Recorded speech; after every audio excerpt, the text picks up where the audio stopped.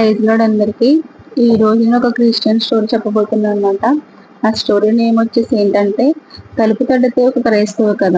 ఒకసారి ఒక చిన్న గర్భిణీ స్త్రీ ఒక వాడి బయట నిలబడి తలుపు తడుతుంది. ఆమె చాలా బలహీనంగా ఉంది, ఎందుకంటే చాలా కాలంగా తినకుండా ఉంది.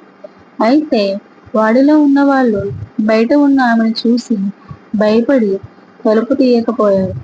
ఆమె నిరాశతో దేవుణ్ణి ప్రార్థించసాగింది.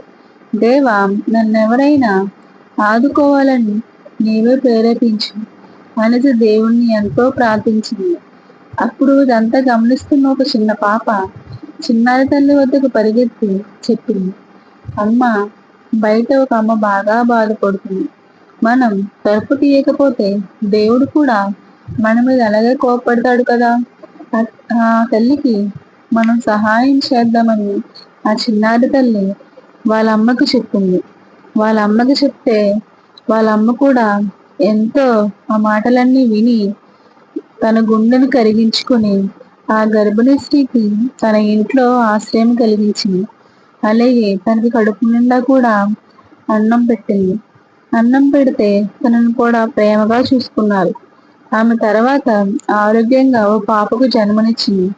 ఆ పాపను ఊరిలో అందరూ దేవుని వరమని భావించారు. చూడండి ఫ్రెండ్స్, దేవుడు మనకి ఏదో ఒక రూపంలో సహాయం చేస్తాడు. ఇప్పుడు మనం ఏదో కష్టంలో ఉన్నామని దేవుడే సహాయం చేయాలని ఉండదుగా. దేవుడే ఏదో ఒక రూపంలో, మనుషుల రూపంలో, ఎవరొక రూపంలో దేవుడు మనకి సహాయం చేస్తాడు. అది దేవుడే చేశాడని మనం నమ్మాలి. అలాగే ఈ కథలో బోధ ఏంటంటే, యేసు చెప్పినట్టు తలుపు తడితే అది మీకు తెరవబడుతుంది. మత్తయి సువార్త 7:7 ప్రేమను చూపించడంలో దేవుడు మనల్ని ఉపయోగిస్తారు. అవునా కదా? Thanks for watching. Please like and share, subscribe చేసుకోండి ప్లీజ్.